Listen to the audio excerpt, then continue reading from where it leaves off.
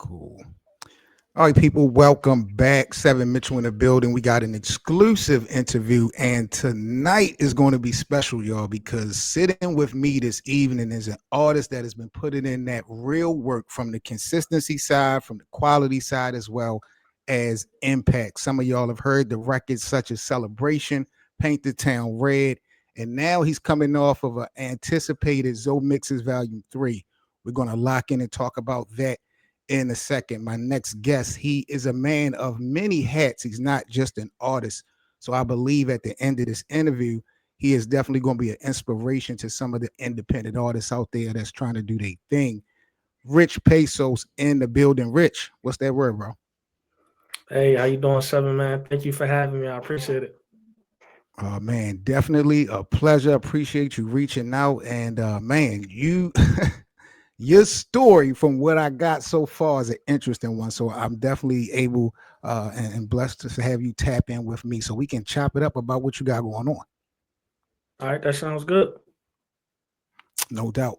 So, Rich, for the listeners who may not know your full story as we get into it, where are you from originally, and how would you say your environment kind of shaped you as an artist? Yeah, so I'm originally from New Jersey, born and raised. Okay. Um, I was born in Elizabeth. Um, I currently live in South Jersey though, so I kind of jumped around, Jersey a little Right. bit, but from north to south. Okay. Um, I would say what shaped me musically. I got to give a lot of credit to my brother, to be honest with you. And the reason I say that is when we were younger, you know, he used to actually go buy all of the newest music, whatever was the newest releases.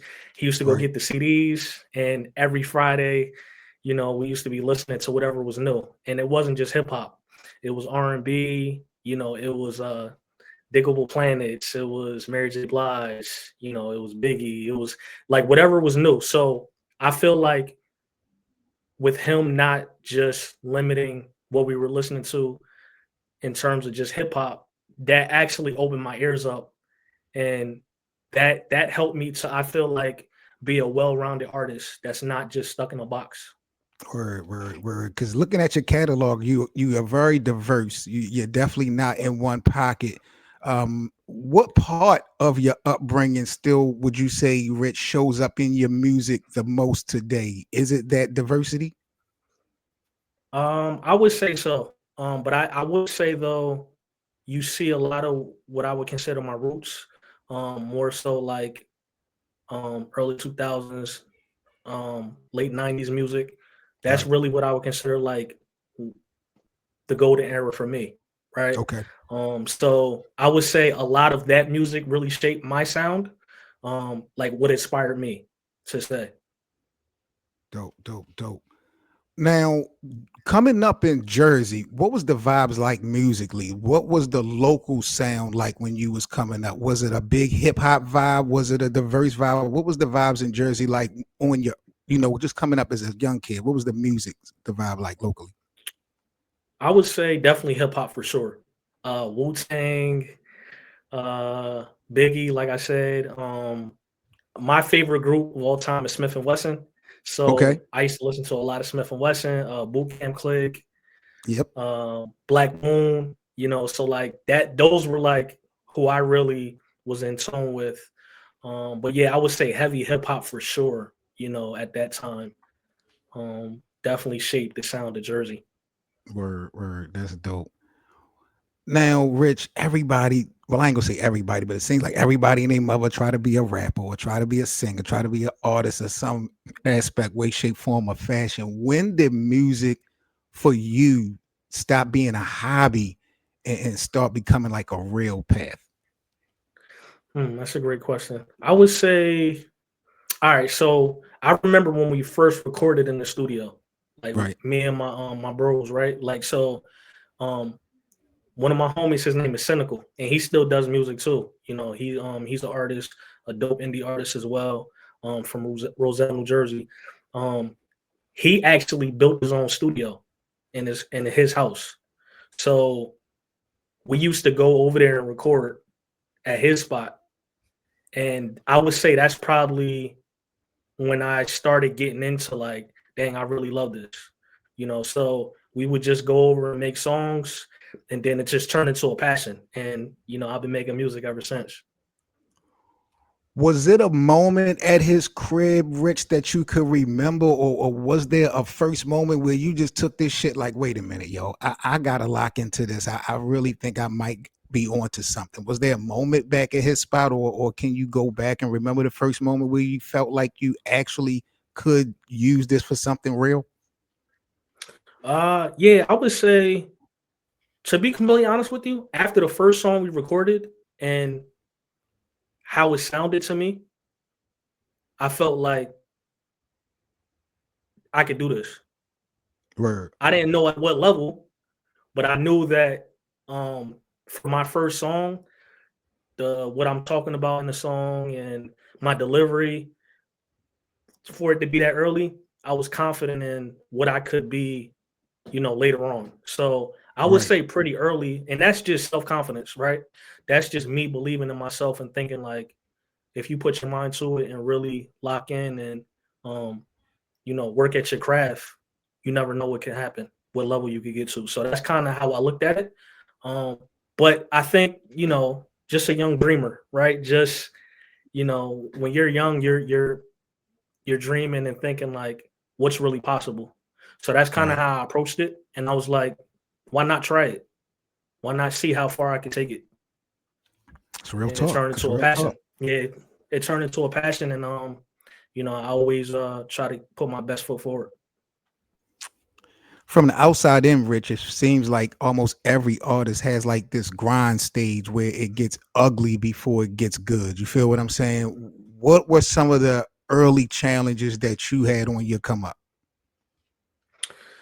I would say realizing how dope other artists were, right? Okay. Like, and understanding like I got to get better, right? Like Okay. I felt like I was good, but when you're hearing the top artists, you're hearing, Jay-Z, you're hearing even Redman, right? Who's from New Jersey, like Right. what they're doing, you're like, dang, this is dope, but I'm not nowhere near where I need to be. Right. So I always felt like I had a chip on my shoulder to always want to get better. I consider myself a student in the game. So I always would listen and, try to learn from whoever the top artists were at the time, Okay. to try to, find some ways that I can improve my skill set as an artist. Dope. Dope. So what would you say kind of kept you going in them early challenges when it felt like things might have been moving not fast enough? Was it the fact that you was able to just gather information, be a sponge, and just figure shit out your own way and just pick little things? Yeah, I will also say, so I was big into sports too, right? So my love for music is there, but truthfully, sports was first, right? So I was Mm, really good in basketball and soccer, but I was better in basketball. So I really invested a lot of my time into basketball. So I feel like, um, from an artist standpoint, it didn't become a full-time thing for me yet, or like I wasn't able to devote as much time as I would like to into my artistry because I had other things going on, right? I'm on the court, I'm practicing, working out. So a lot of my time is going there. But my right. passion was always there for music. So I think that was a good balance, to be completely honest with you. I think that it allowed me to like, go out and live and be able to just um talk about my experiences that I'm going through. Sorry about that. No, you good. Just talk about my experiences, that I was going through, and I felt like that actually helped me. So when I was going into the music, I had stuff to talk about. I think Right. sometimes you could get burnt out, just trying to just be in the studio all day and not really being able to go out and have experiences, right? So I feel like that helped me. That kind of shaped um my sound as I, got older. sports and music has always kind of tied into each other. It's like peas in a pot.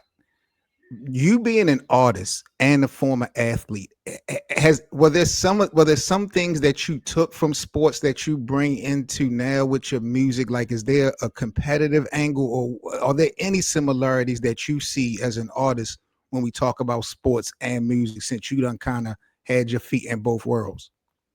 Absolutely. So I would say the first thing is work ethic, right? So like as an artist, I think, obviously you have to have talent, right? But I've seen artists that may not have been as talented as others, but their work ethic shine brighter than some of those other artists. So I Right. think that's really the first thing, right? Like is the work ethic. Like, are you gonna really put in 10,000 hours? You know what I mean? Like, are you willing to really do that? Um, so that to me is the first thing that told me how committed I was to the music. Um, when it was like I just love being, in the studio creating Right. music and not even thinking about how much time I was in there, right? Like how much time I was spending in there. It was just something that I just love to do and love to be in there creating. So I think the work ethic and really devoting your time and energy into being the best artist you can be is the most important thing. So I would say definitely, that coincides with, and that from an athletic standpoint, specifically basketball, um, Mhm. the discipline also, right? So like, um, you know, again, you got other things going on, and you got to figure out how much time you're going to really devote to that, right? Are you going to go and be in the club? Are you going to be out hanging out with your friends all of the time? Or are you going to, make sure you're in the studio doing what you're supposed to do? So, there's a lot of different things that can deter you from accomplishing your goals. And so I feel Right. like that's the second thing, discipline, right? And on the court too, if you're not disciplined, you're not going to go far as a player. That's a fact. That's a So fact. yeah, so I feel like those two things for sure, um, Time definitely to each other. would be, yeah, absolutely. We got Rich Pesos in the building, y'all. Rich, I want to go ahead and transition into more of the music side. I want to talk about the Zoe Mixes series. What sparked the idea? I want to go back. What sparked the idea originally for this series? Okay, so I'm a big mixtape fan, right? So, um, my favorite artist is 50 Cent, and Okay. when he was in his prime, I feel like his mixtapes and the energy he put into the mixtapes is really what made me a fan of him. And that mixtape era, you know, that's to me like that was like the golden age, like of when Oh, for mixtapes were shit. really, really For music, popular. that's a fact. Oh shit, no doubt. Yeah, right. So, so I feel like I wanted to kind of bring that back, right? Like that feel of like creating songs, not just freestyles. Like 50 was making new songs on, popular beats or popular Right. instrumentals, right? And that's something that I felt like that was very impressive. He was making whole songs, not just a verse, which most people were doing, at that time. So I wanted to bring that back. I felt like my pen was strong enough, and I really wanted to show it. I feel like that allows me to kind of keep my pen sharp and be able to create new bodies of work that other people not doing. That's crazy. Was the series, did you plan on it being a series from Volume One, or did it just evolve naturally after Volume One? It just evolved. I really just started creating, you know, a couple. Like I made a couple of them, and then I was like, I could really just turn this into a mixtape. So Right. volume one actually wasn't a mixtape initially. It was just a bunch of them. And then I was like, you know what? It was really a mixtape because I did enough that could fit on a mixtape. And I was like, all right, moving forward, I'm gonna concentrate on making this a real body of work, a real mixtape. And that's kind of that was the birth of it for me. Now, Rich, that we are on volume 3, how would you say the Zoe Mixes sound or the vision of the series has evolved from volume 1 to where we are now? Yeah, so I would say volume one, I was doing I would say it was sporadic, right? It wasn't consistent. Like they were kind of like spread out. Okay. Um volume two, like I said, I planned that one, but there was no features. So volume two, I locked in and said, okay, I'm gonna actually focus on, making sure that this is cohesive and it's gonna be one body of work um together. So I did them all at one time. But like I said, there was no features on volume two. But I got a good feedback on it. And the difference with volume two too is that there's only 4 songs on volume two, right? So it was short because I wanted to also get the feedback and see, okay, now that I locked in and focused on that project, how would the response be? So Receive it, when I right. got the Okay. response, yeah. So when I got the response from volume two, going into volume three, I knew I wanted to have features. And I understood that it needed to be more songs because that was something that a lot of people told me too. Like it's too short, Rich. You only got 4 songs on mine too. I like it, but I wanted to hear more. So again, trying to be intentional going into volume three, I wanted to make sure that there were more songs on it. But I kept the same formula though, to be completely honest with you. Okay. Like the type of songs that I was using or creating, I kept the formula the same because I understood that you know, if it's not broke, don't try to Fix fix it. it. Right. And I really rock with it because you can clearly see the process from each volume. It's not just about you putting the body of work or content out to the streets. Like you said, you tapping into no features in volume 2, making sure that the people are going to be focused in and receive what you specifically are bringing, and you making it short and sweet, and that allows you to expand to volume 3 with the features. So there's definitely a process that we getting to see in real time. What would you say, Rich? One thing that you probably learned from the first 2 volumes that really made you level up in this third one? I would say, hmm, being able to grow as an artist. Okay. Um, so even like the content, like I consider myself like a good storyteller. And being able to like storytell on a lot of my songs. So I feel like volume three, I touched on it way more than I have in the other 2 volumes. Um, I feel like um the amount of songs I picked was I tried to pick them to make sure that they were cohesive as well. Okay. I would say overall I got some great features back too. Like I was really happy that the features I felt like they meshed well with the songs that I chose. And who I decided to put on certain songs. So I think volume three came together really well. And I think it's, to date my best body of work overall. That's dope, bro.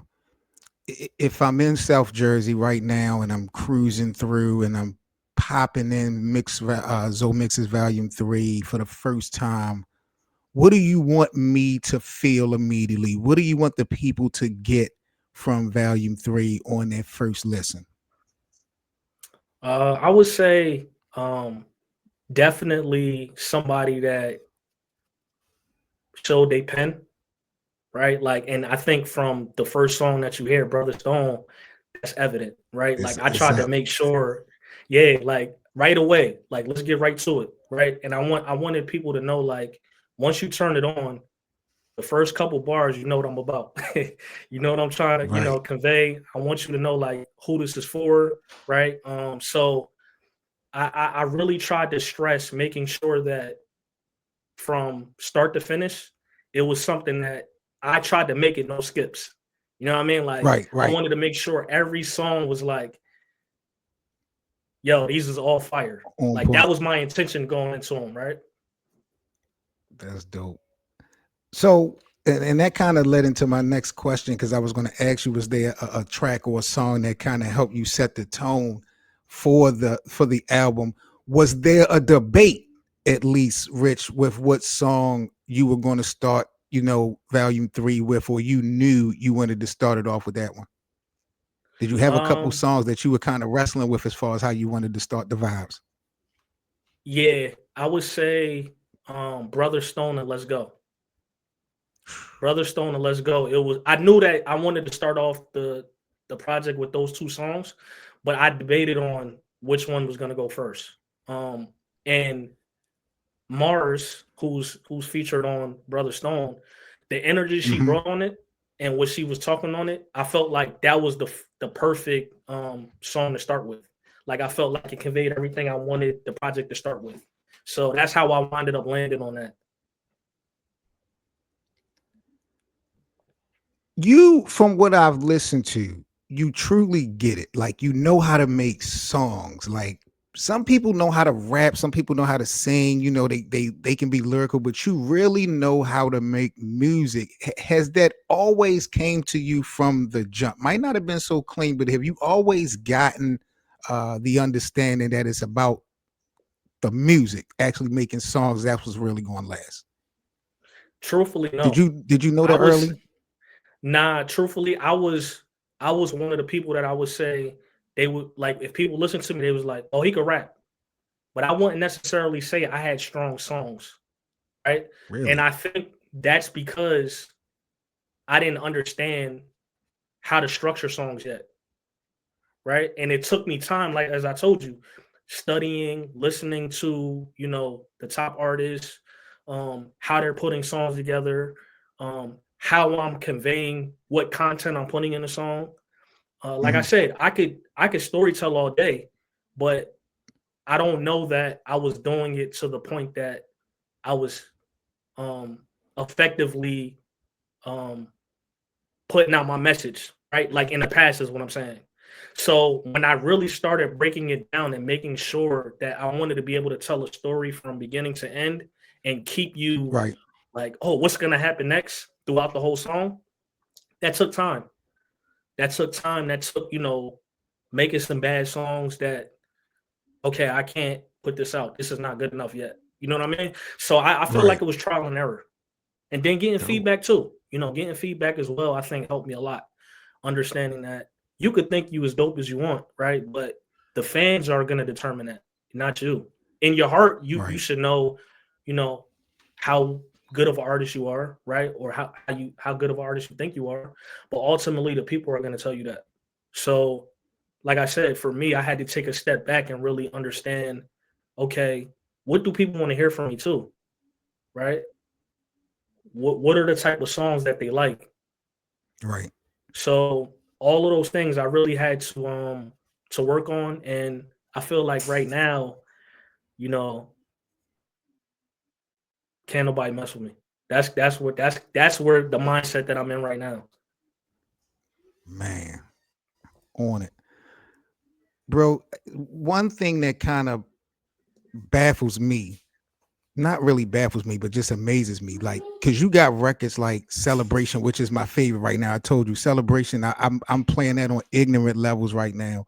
And I cover sports, so it gets me hyped. But you got tracks like Paint the Town Red, Celebration, like they feel big and celebratory, but then you also got music that is more personal, and we're going to talk about some of those tracks. Does your creative process, Rich, change because you making different types of music, or do you keep that same zone? Are you still in that same format no matter what type of music you making? Now I'm in that same zone no matter what. And I think Dope. actually when I started producing, that helped me even more. When Okay. I got into producing a lot of my own music, that helped me more because I was just like, all right, so before, my process of making music before I started producing was trying to find a beat that I liked, right? And then kind of going from there. Now, as I was producing songs, I was actually crafting stuff. Like, so that goes from like even before I add drums, right? Like what the tempo was gonna be, um, what is that particular sound telling me, right? Because I basically Right. let the beat talk to me, but Okay. producing makes the process so much easier for me because I'm putting it all together at one time. Fire. Fire. Fire. Fire. I was just like, bro, it just amazes me how he can just jump in and out of different lanes like this. I wonder, do you have to change the process when you're able to, or you just that bad of a boy? I mean, it is what it is, but you definitely um, doing your thing, bro. It's very impressive on the early come up. You talked about 50 being somebody that inspired you, motivated you. And 50 is a nigga that wear many hats. And you know, I look at you as a guy that wear many hats as well, because you're not just an artist.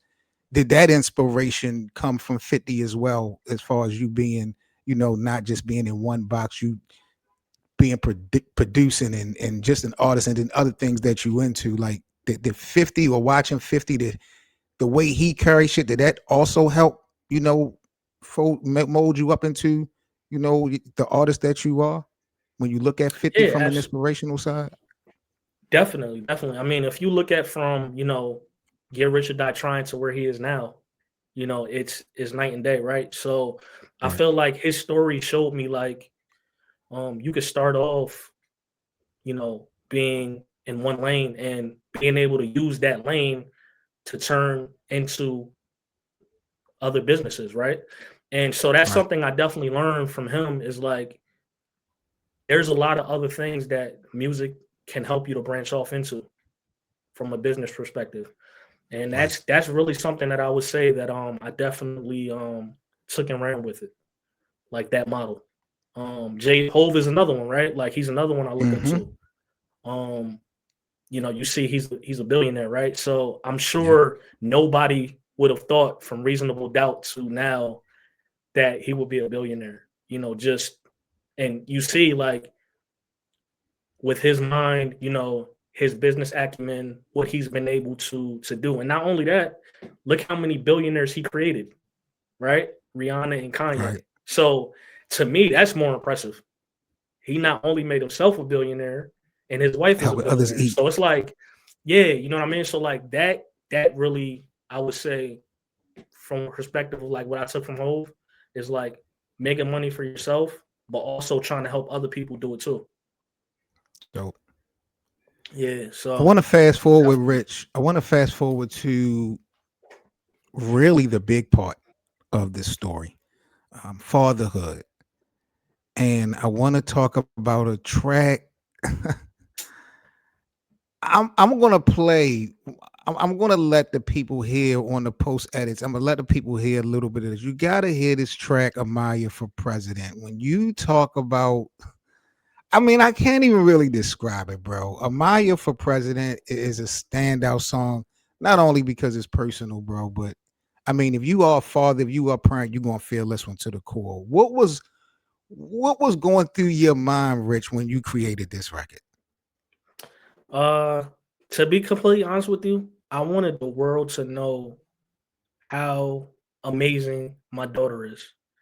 All the things that she's accomplished at 10 years old. Um, I wanted the world to know how proud of her I am. Um, and truthfully, it was very easy to make Really? because it's stuff that I'm watching her do, and I'm like,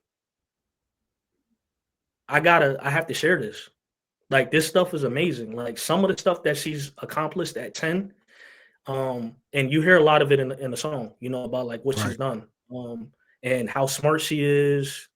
I really try to like let the listener know who she is in that song from really um her personality to accomplishments. Most of us, pretty much all of us as parents, we do it for our kids. Whatever we're doing, we do it for the kids. You found it more important or just as important, not to only do it for Amaya, but to highlight her, spotlight her. How important was that for you to implement her specifically in your music creation? Very important. And I'll tell you this too. When I let her hear it, that that was probably the most important moment for me as an artist because Wow. seeing her reaction and seeing how she was taking in the song when she was listening to it, um you know I can't even put into words, to be honest with you, how it made me feel.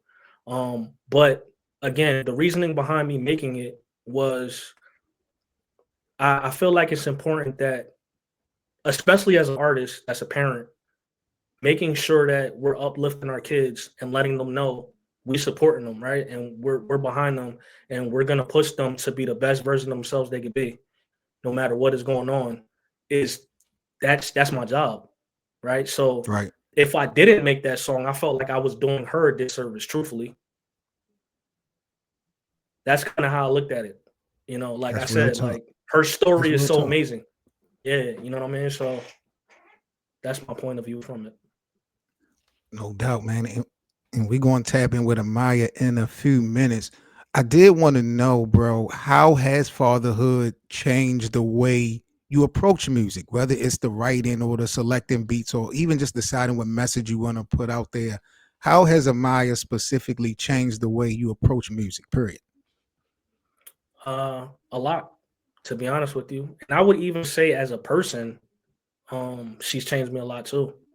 To be completely honest Oh, with you, and I talk about it in a lot of my music. I would consider myself somebody that was hot headed. When I was younger, um, I didn't really know how to control my emotions, and when I got married and when I had my daughter, I realized that I had to start changing. Some of my um, ways, I guess you could say, right? Like I had to start being more understanding, um, being more empathetic. And so she really changed me, man. Like I'm gonna be completely honest with you. Like from the first day that I had her in my arms in the hospital, I knew that I need to be the best person for her I can be. that is dope, bro. Do you feel, I know you said it was easy creating the song. Do you feel more pressure to create with intention now, or is that's just like something you plan on continuing to tap in with all your projects? Yeah, definitely. That's something I would say. Trying to be more intentional is like my focus. Um, I realized that my voice, if I use it the right way, it can help people too. So I'm Dope. okay with also sharing some stuff with people that maybe other artists ain't gonna share. Because I know that some of the topics that I touch on, other people are going through. So that's something I Right. really, really focused on, to be completely honest with you, with a lot of the music that's on the way. You'll hear a lot of vulnerability. You know what I'm saying? You'll hear just what's been going on in my life, you know, in the past, what's going on now. I'm really sharing all of it. You know what I mean? And again, I'm the type of artist that understands, like, I feel like my voice holds a lot of weight, and um I gotta make sure my daughter's watching too, right? So I'm like, if I'm not leading the way the correct way, Right. um, I'm not, being a good father either. Because that's part of it. Regardless of how artists look at themselves, you know, your kids is watching you. No, that's real You're listening talk. to your music. That's, Yeah. So no. um yeah, so I really Yep. take that, Every move you into make. consideration. Every move you make. Definitely. So I definitely take that into consideration and focus on, as I move forward as an artist, what type of music I'm putting out there. You talk about that music, bro, being therapeutic to the people, which it definitely is. Has the music served as a therapy for you though, as an artist? Absolutely. To be completely honest with you, I would say that's probably been the best part of it, of making music, is that I use it as therapy. It's a lot of stuff that I would say I used to keep bottled up inside that I wouldn't really speak on. um, I would, I was that type of person. Like I said, I was a hothead, and I used to take out my anger on the world. You know what I mean? And people didn't understand Right. why. Why you so angry? Why you so mad? Um, and I started talking about it in my music. I started sharing why I was the way I was. So I think people started understanding, like, oh, I didn't even realize he was, what he was actually going through, what was Right. fueling his anger. You know what I mean? Like what was Now going they can on. see the So pain. yeah, right. So, but that's also helped me to grow too as a person, being able to Mm, talk about it and say, okay, all right, you spoke on it, Rich. Let's move on. There's a lot more you need to talk about. So, that's dope. I just use it too as a stepping stone, like certain songs. You know what I mean? Like, okay, I talked about this. What's the next chapter? Got it. All right, Rich, we're going to pause real quick if you want to go get Amaya so we can transition to her Okay. part. And then once I finish with her, I'll have one more question for you and we can wrap up. All right, sounds good. Give me a minute. Appreciate you.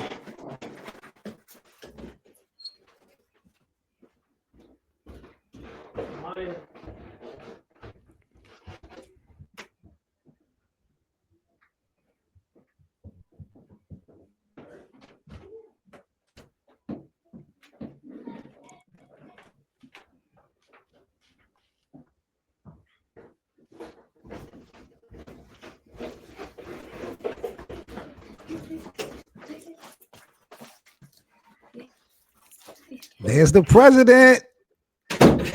Hold on, let me. You know what? I'm gonna turn my headphones off so we can Okay. both hear. Duh. Like I'm not supposed to hear too, buddy. Hi, Maya. Sit down. Oh, okay. Man, why is it always so cold down here? Hey, Seven, you can hear us? Yeah, I can hear y'all clear.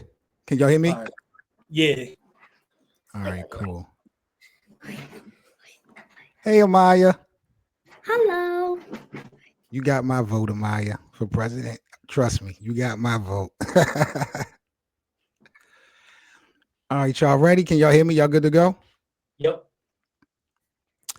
So, Amaya, my name is Seven, and it is definitely a pleasure to be talking to you briefly. I was speaking with your dad about his body of work and his music and what he has going on, and we were definitely talking about one of the biggest songs that he has going on, and that's Amaya for President. So, I had to speak with you to figure out what was going on when you first heard the song, and just what's your thoughts is about how good and how proud you are of your dad. Let me ask you, Amaya, first of all, when you first heard the song, Amaya for President, what part made you feel the happiest and why?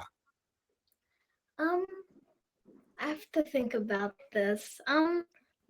There was a lot of parts that really made me feel so I'm actually gonna be somewhere. I'm gonna be Yeah, something.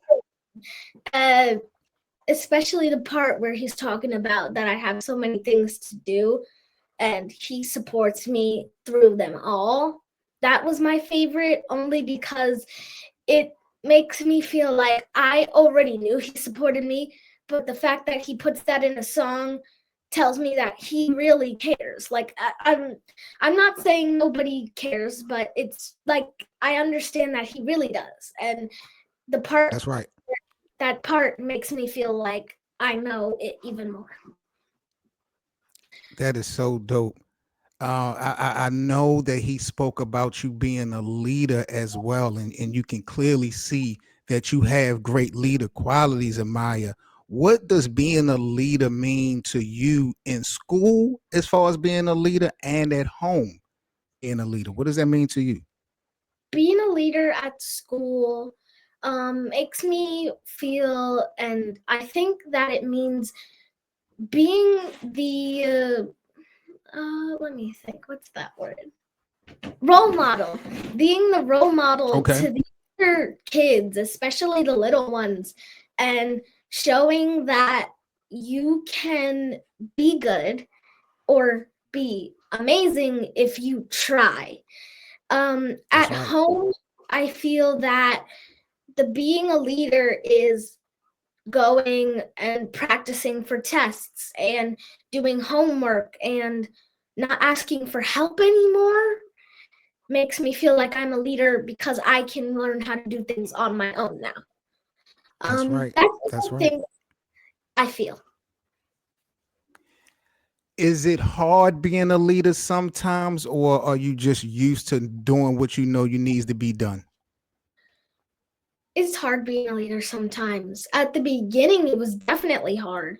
I was just learning how to be a leader, and I feel like I've grown over the time where from the beginning I was a leader, but I didn't even know yet.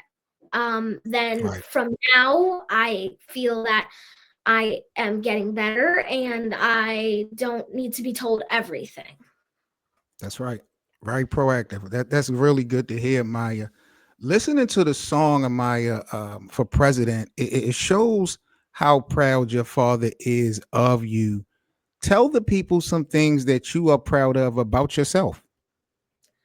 Some things that I'm proud of about myself is that almost every month I earn a new student of the month paper from school, and that I come home and I get hundreds of my tests and my parents are proud of me. Just having friends around that come to watch me do stuff and having these nice people around me all the time is I appreciate this because of how much people are these days, and how I feel about myself changes about everything of how I view things, which means that the affection that my dad has for me is also something I appreciate. The fact that he wrote a That's right. song about me is something I appreciate. It's the fact that people around me love me and I love the people around me. Um, that's mostly it. Let me ask you this, Amaya, because check this out. Some people can have a song written about them and they can just be so happy and they proud and they bragging. But sometimes you can have a song written about you and it motivates you to even continue to do better. Where did this song put you at? Did this, when the song came out, did this inspire you to continue to be a leader, or at the time were you just happy that a song was done? Where do you feel now that you are, now that you have a song about you out? Um, I did earn bragging rights for this, but I decided not to. I took it Okay. as motivation to do better in everything: school, That's right. soccer, basketball, anything, everything, honestly. And I took it as a chance to start a new beginning, almost, to restart, to refresh, and to rethink, honestly, to even know I was even to the fact that I knew I was fine and I was great and I was doing great. I knew that if I restarted or I tried again, I could figure out different ways to fix the mistakes I made along the way. It's kind of like feeling like I went back in time, but I didn't. I just restarted my life. That's I right. didn't restart it. I didn't forget anything. I fixed mistakes that needed to be fixed. True leader. True leader.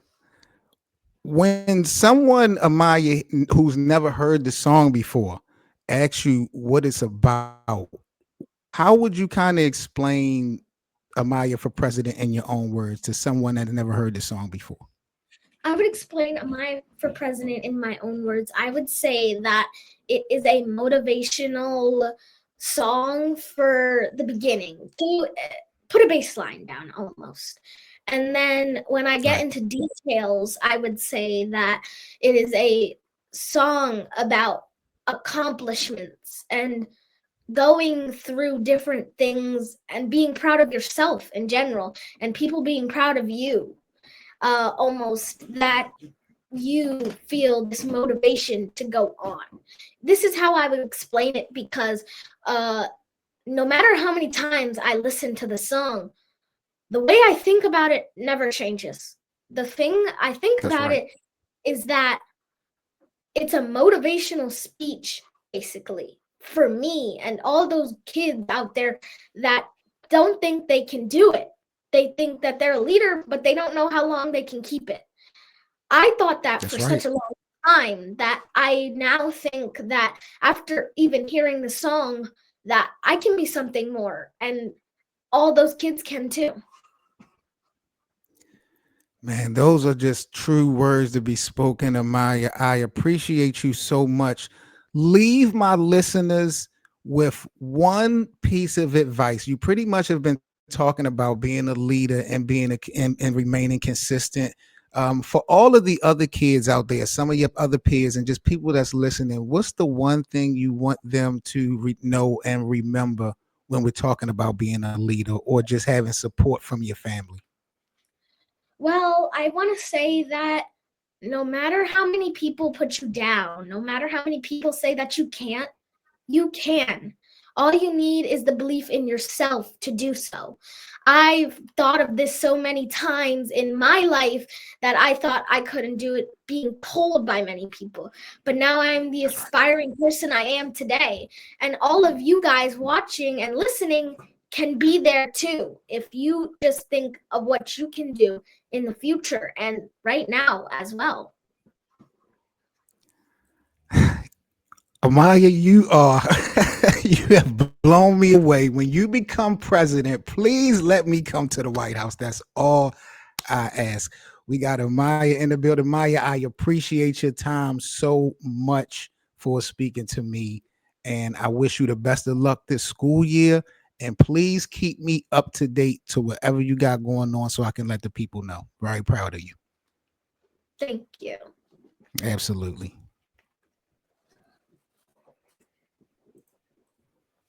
Rich, Yep. man, that's the real star. That's the real star. Been trying to tell you, man.